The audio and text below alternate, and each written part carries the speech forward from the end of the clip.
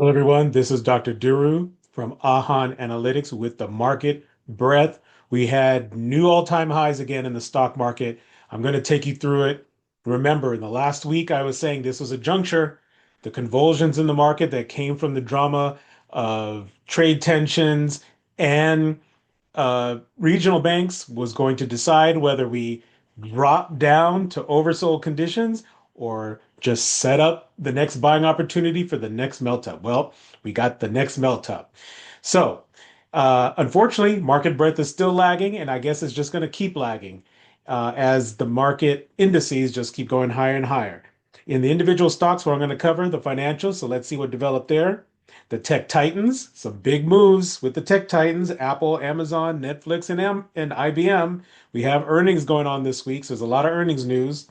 AI and infrastructure got I've got a VERI, AppLovin, VeriSign, Amphenol, and First Five Networks. I think that's what it's called. Uh, Industrials, a lot of stuff going on with rare earths, but I'm going to just cover Cliffs, uh, Cleveland Cliffs, and a shipbuilder. Now, this is a really intriguing case. Let me make the case for why, at all-time highs, you need to buy a shipbuilder. Consumer stocks, that's where the laggards are. A lot of the laggards are in the consumer stocks. Unfortunately, I have some sad stories to tell there. And then I'm going to wrap it up with healthcare, a big breakout recovery from Intuitive Surgical. All right, let's dive right into it as I discuss the next market melt up, the big winners, and the sorry laggards. All right, let us start with my favorite stock scanning service, Swing Trade Bot. I just want to show this to confirm all the trends are up, short term, mid-term, long term. All the trends are up. This is about, again, as bullish as we can get. This confirms that a fresh phase, a new phase of melt up has begun. You can see here new highs, greatly outnumbered new lows. The bullish signals outnumbered bearish signals, but not by as much as I would have expected. Same thing with the advancers and decliners. We had 36.16 for advancers, and the decliners was 20.89. Now, I'd like it to be a bigger divergence, but as I'll show now with market breadth, it's actually understandable that there's still a wide mix, sorry, still a close mix between bearish and bullish stocks. Because as you can see here, this is my favorite technical indicator, the percentage of stocks trading above their 50-day moving averages, what I like to call AT50 for above the 50. And it's now fully recovered from the previous weeks. Let's see, what date was that? That was Friday, sorry, 2 weeks ago, from the big plunge 2 weeks ago. So it took a while for it to finally clear the hurdle. But we're still in this overall downtrend. If you just follow the cursor here, you could see it, or even just follow this red line. You can see that we're still pointing downwards on market breadth. So the underlying technicals or the health of the market is still not good, not robust, but it is at least in recovery mode for now. So this is the thing I've been watching for months as a warning sign. Now let's take a look at the percentage of stocks trading above their 200-day moving averages, what I like to call, of course, AT200. And you can see a much, much, much better picture here. We've cleared this line, which again was the S&P 500s, where the S&P 500 was, sorry, where MMTH or AT200 was earlier in the year when the S&P 500 hit its last all-time highs early in the year. So you can see now not only has AT200 cleared all of this churn, but it's actually back to the levels it was in this trading range in the previous month. So that's all good. Now let's dive really quickly into the indices before I go to the individual stocks that kind of tell a better and richer story of the market. This is the S&P 500. You can see it's now at all-time highs. It gained 0.8% for the day. It cleared the big down day, was that 2.7% 2 weeks ago. It's cleared that now. So you can see this gap up here. This is going to launch the next melt up. At least that's my expectation. Of course, remember, I'm not making predictions and I'm providing this information for educational purposes. Please invest and trade using your own risk management and time horizons. If you like this content, please like and share it. so that the algorithm knows it's up. You can, of course, subscribe to the channel to get timely notifications when I post new stuff. You can check out my blog at drduru.com/122. And if you have any questions or comments, you can put them down below in the comment section. Okay, so the overall trend is also still up. See the 50-day moving average, that's that red line there. Let me zoom in a little bit. And then this dash line, the 20-day moving average, is now, well, it broke, the S&P 500 broke down below that, but now that's now recovered. So I'm saying now a lot, but that's recovered with this new all-time high. So we've got a big breakout here that confirms the bullishness that you just saw on Swing Trade Bot, the big stock scanning tool. All right, NASDAQ. Same picture, same story. 50-day moving average pointing up and strong. It hasn't wavered, even with the big drop down 2 weeks ago. New all-time high. The primary uptrend has now recovered to the 20-day moving average. So this is about as bullish as it can get. Now, remember, IWM last week actually had a rare week of outperformance on the technical side. This week, it struggled to keep up. And so we're back to under the technical underperformance. The IWM did not make a new all-time high. It just faded away from that all-time high, just barely missed it.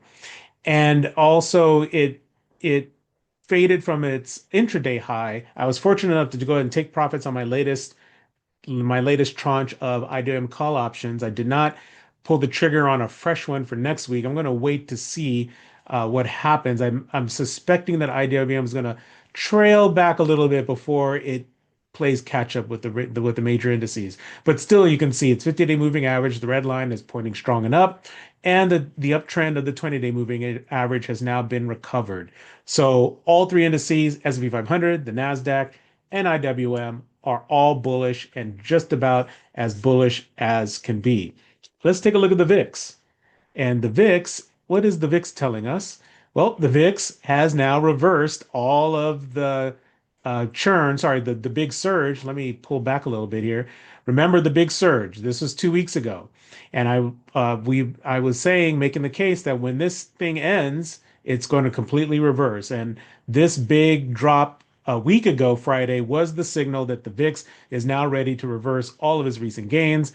That full reversal has completed today. So now we're back to the middle of this churn, and we're back to almost what I want to consider to be maximum complacency. But this is also going to be the launching pad for the next melt up, assuming, of course, that this melt up does proceed. Now, like I said, I had a few things on my agenda, so let's dive right into them for the individual stocks. Financials, KRE. This was at the center of a lot of the concern and consternation 2 weeks ago. KRE dropped, back on October 10th. This was the trading. 2 weeks ago, of course, was the trading drama. Let me correct myself. The KRE fell 4.4% that day. And then the following week, which was last week, the KRE fell even more, 6.2%. So you can see the selling stopped on a dime, and now KRE has been in recovery mode. It hasn't quite recovered all of those losses yet, so it's still in the danger zone, but it did get above this 200-day moving average. So things are healing. They're not completely repaired, but they are healing. So the KRE is not red alert, not in trouble right now. Tech Titans. Well, we had some big news from Apple. Ticker symbol AAPL. I didn't label it here, but there was some big news on iPhone 17 sales, I believe, that caused Apple to gap higher to begin the week at 3.9%. And now it's made an all-time high. I kept in this line to show where the former all-time high was.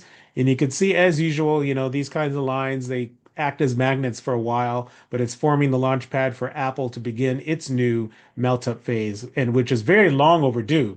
Because you can see Apple last made an all-time high almost a year ago. So it's been a long, long road of underperformance for Apple compared to, say, the NASDAQ. And it looks like it's finally on its way to doing its own version of a melt up, higher and higher and higher. I have a hedge, short Apple, but I think I'm going to flip that around and just ride the uptrend on Apple going forward.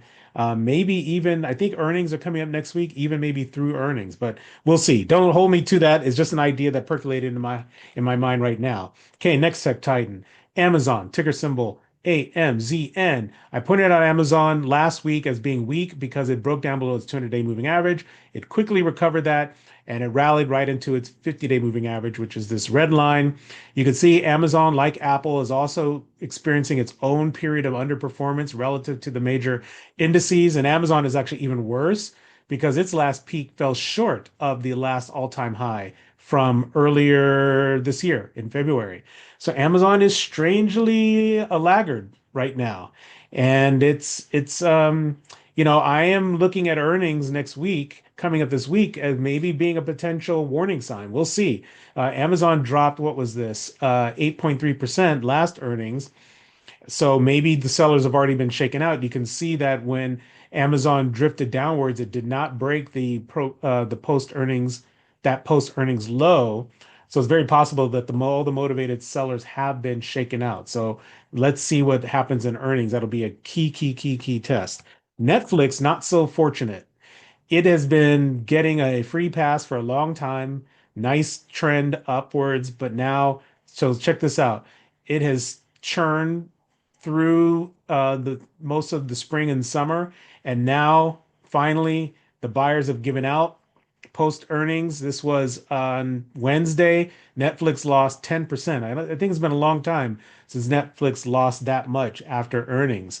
And the selling has continued all the way into the end of the week. And now Netflix has punched through its 200-day moving average for the first time since.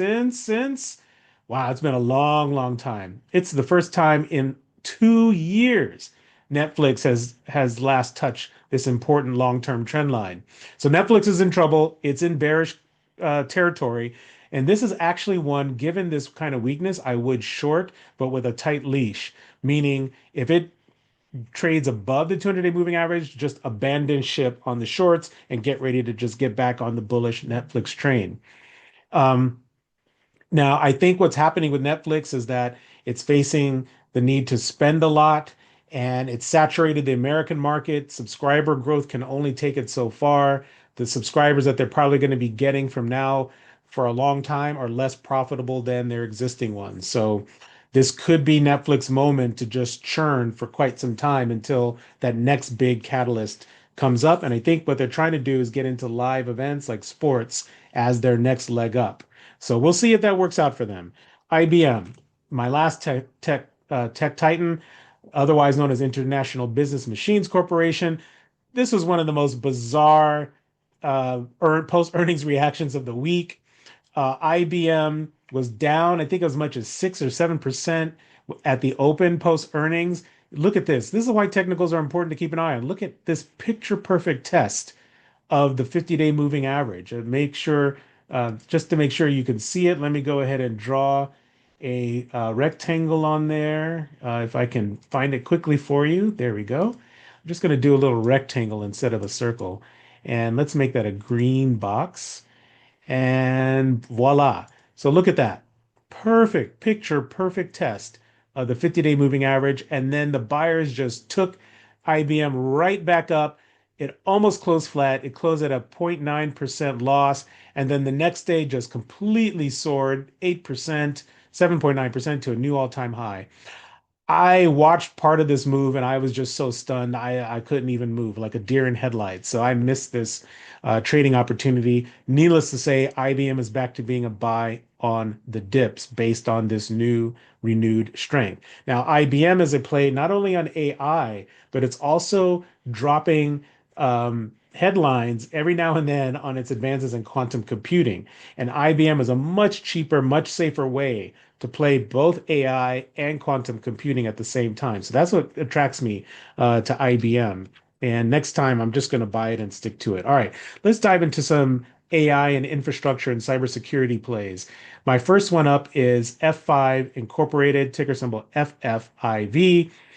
It had some big revelations that hackers had been in their customers' systems for, I think, 2 years before they were discovered this earlier this year. Stock crashed 10.7%. Like in so many of these cases, the first reaction was the biggest and the only one. You can see that the selling stopped on a dime right at the 200-day moving average. What am I going to say? Yes, technicals matter. You see how well this 200-day moving average support is holding? That's the blue line, and it's held for the rest of the trading days after it. Now, earnings are coming up next week, so that could be a technicals buster. You know, if they reveal yet more bad news, I fully expect this technical support to give way and make F5 or ticker symbol FFIV officially bearish. So I've definitely got this one on my radar and definitely not going to trade it before earnings. I want to see what happens after earnings. All right, VERI is a AI infrastructure play. It's one that I just recently learned about. I don't know why. Um, Had this nice pop on what was this on Wednesday, October 15th. Sorry, I'm forgetting the specific news. It wasn't earnings. Oh, right. It was a hyperscaler deal that they did. Stock soared 54%, but then promptly gapped down and lost the next day 22.5%. Now, again, what am I going to say? Look at how important the technicals are. The 20-day moving average is held as support. Again, it's this dotted line for several months here. And then when these sellers took down VERI, basically the sell after the news event, this is Veritone. Sorry, the company's name is Veritone. Ticker symbol is VERI. I'm just going to call it VERI. Trickle, trickle, trickle, trickle, and stop right here on a dime, right at the 20-day moving average. Let me just go ahead and again draw that rectangle. Make sure you can see it. Look at that. Picture perfect stop. This is why technicals are important. And what did VERI do after this? Well, it jumped 9.6% the next day and then another 16.9%. Now, I had been watching this, but I didn't pull the trigger because guess what? I was reading on Seeking Alpha a very good article actually explaining the company's fundamentals, but I just didn't like the fundamental picture, particularly its debt picture. But do these buyers care? Clearly they don't. They're looking, there's right now the technicals are dominating the short-term trading action. So, next time I run into something like this, I will override the technicals over the fundamentals as long as the technicals hold and as long as I'm not playing ahead of or trying to play earnings based on the technical picture. Okay, let's go to another popular stock, very popular stock that got added to the S&P 500 recently, AppLovin Corporation. They do ads for um, mobile apps. There was a big short seller report, I think, that helped bring it down on October 6th. What was that? 14%. The stock is yet to recover from that, but you can see the recovery on the way. Look at this. Guess what? Technicals again. AppLovin, ticker symbol APP, held right at the 50-day moving average, that red line. Do I need to draw a square? I think I should, just to make it absolutely clear. Look at that. Picture perfect support. Sure, there was a little bit of fake breakout fake breakdown here, but the signal that it was going to hold happened on Thursday when the stock jumped 4.4%. As soon as it got above this level, that was the buy signal. Now, I didn't jump on it only because I had other trades that I was looking at. Now, that AppLovin is in the clear. I'm looking to trade it as long as it closes one more stop higher. Because look at this, the 20-day moving average is starting to bend lower. So it's very possible app will slow down a little bit as it struggles to break through this downtrend. And once it breaks up above that downtrend, look at this, it could be back on its way to resuming the previous uptrend. All right, that's something to watch. You can see after being added to the S&P 500, there was some slippage. It rallied back, but now it's back below that point again. These junctures are always very important. Did the addition to the index exhaust all the buyers, or is it just a pause before the uptrend resumes? We shall see, of course. Okay, VeriSign had a very ugly post-earnings day. This is ticker symbol VRSN. I shouldn't say very, very ugly, but it wasn't good. It broke down below its 200-day moving average ahead of earnings, and then the sellers after that confirmed the 200-day moving average breakdown. So unfortunately, VeriSign, ticker symbol VRSN, is in bearish territory. You can see this is it's a very important moment for this stock because, and I'm going to draw this out really quickly for you. It's basically printing what's called the dreaded head and shoulders top. Here is the left shoulder. right here. Let me zoom in for you. That's the left shoulder. Guess what? This right over here is the head. And here is the right shoulder. And then the neckline, let me go ahead and draw that in for you. The neckline is, let's see, what do I want to use? Let's go ahead and use this just a trend line here. Neckline, I'm just going to draw approximately right around here. So you see how important this was, right? It just happened to coincide with the 200-day moving average breakdown. So this is very bearish. This is a head and shoulders top. Here's the neckline. When it breaks down below the neckline, that's what confirms the bearish top. And this happened in conjunction with earnings. So VeriSign is doubly bearish. Now, the flip side of this pattern is that the moment VeriSign closes above this neckline, it transforms from bearish to bullish. And in fact, it could be very bullish, as we saw with NVIDIA I think it was last year, once it invalidated its bearish head and shoulders top, it was off to the races. It was absolutely amazing. So I have VeriSign on watch. I'm not sure. I don't think I want to short it, but I do want to see if a bullish signal appears at some point. Now, ticker symbol APH, I have trouble pronouncing this company name sometimes. I think it's Amphenol Corporation. This has been an amazing winner for a very long time. It's also an AI or infrastructure company. It sells a lot of components. Just amazing, amazing uptrend. I am embarrassed to admit I only learned about this stock a few months ago. Thank you, Wall Street Trapper. I follow that YouTuber for stock market observations. And it just reported earnings. It gapped up and then faded for a net 3.6% gain, and then the buyers continued to take it higher. So this is one I want to buy on the dips, buy and hold on the dips, and just ride it for hopefully years to come. It looks pretty good. All right, let's go on to the industrials. As you know, rare earths have been a big topic. Cleveland Cliffs was a big winner post earnings as it talked about getting into rare earths, 21.5% gain. But then the sellers turned skeptical right away and reversed just about all those gains right away. So for me, Cleveland Cliffs, ticker symbol CLF, is a broken stock until it can hold this, until it can start to move above this 20-day moving average support line. You see how important it's been for the last few months here. Unfortunately, this is a very bearish move when a stock gaps up and then gaps down below. It leaves what's sometimes called an abandoned baby top.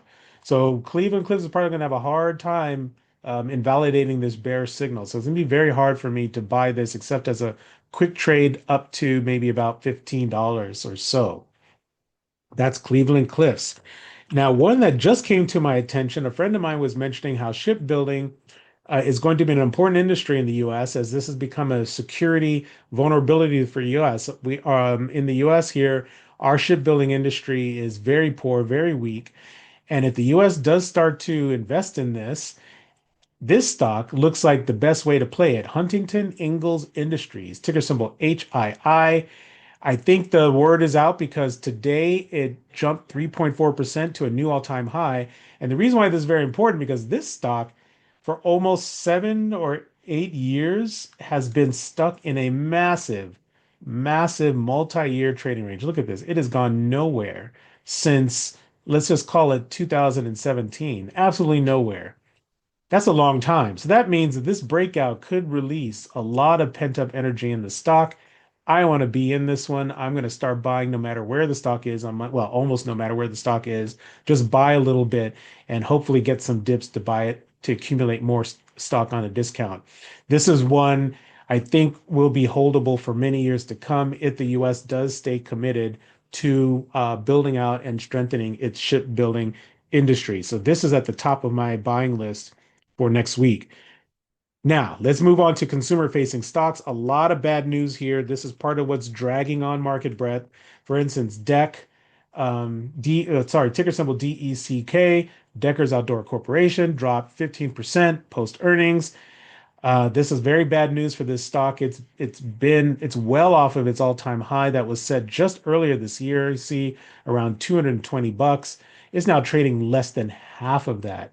The gap down today reversed a big earnings move from 2 years ago that the stock moved up on. So it's been a long 2 years, but it has done a complete reversal of this big gain. Let's see, what was that gain on that earnings day? It looks pretty substantial. It looks like it's going to be hard for me to find it.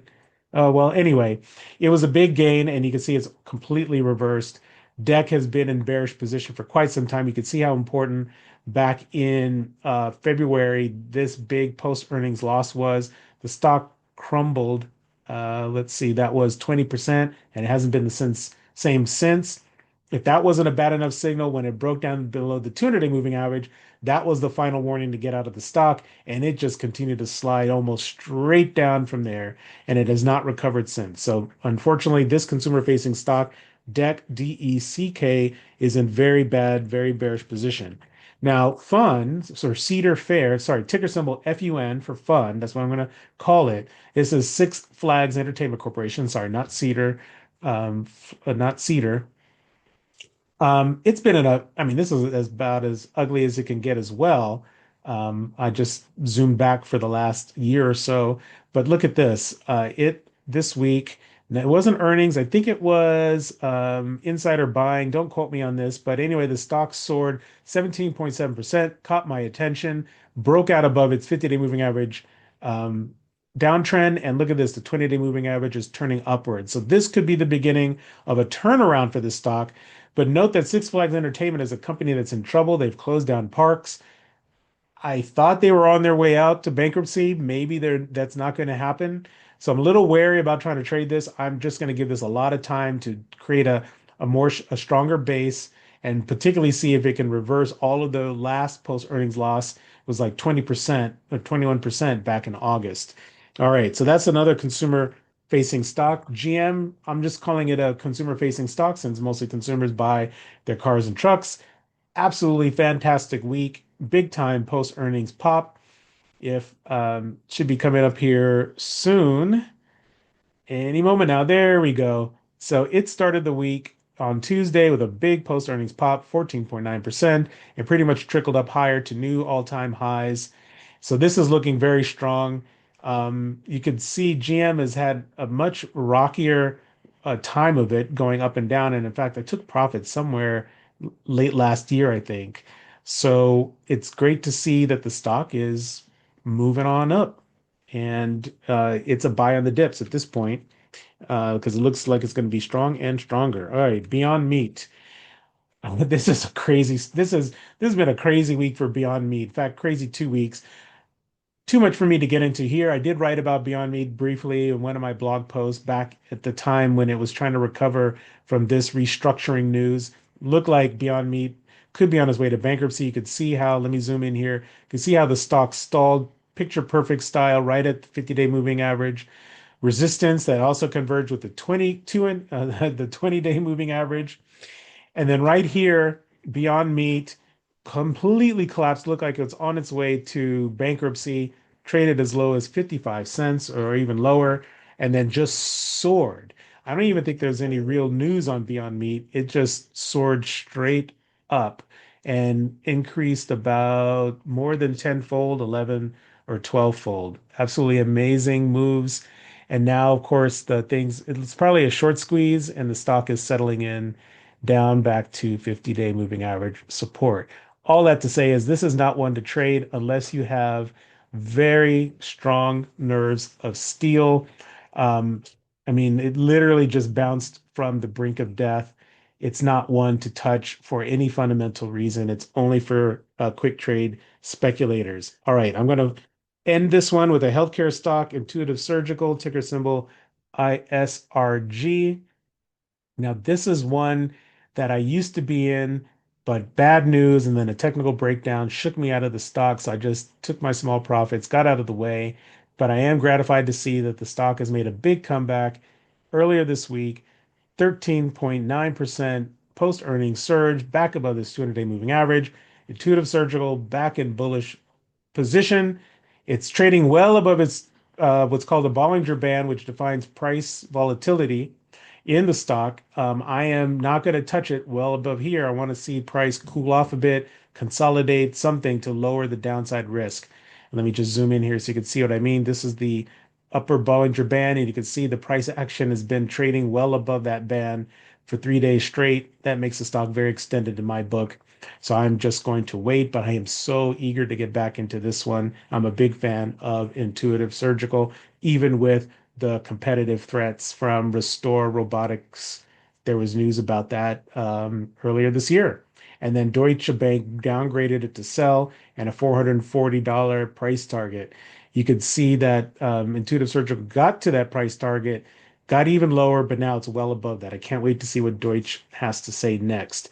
Let's see if they upgrade. All right, that's it for this today. This is the week ending October 24th. Thanks for hanging in there with me. Again, if you want more content like this, go ahead and subscribe. You can also check out my blog, drduru.com/122. Thanks for checking this out and take care. Have safe trading.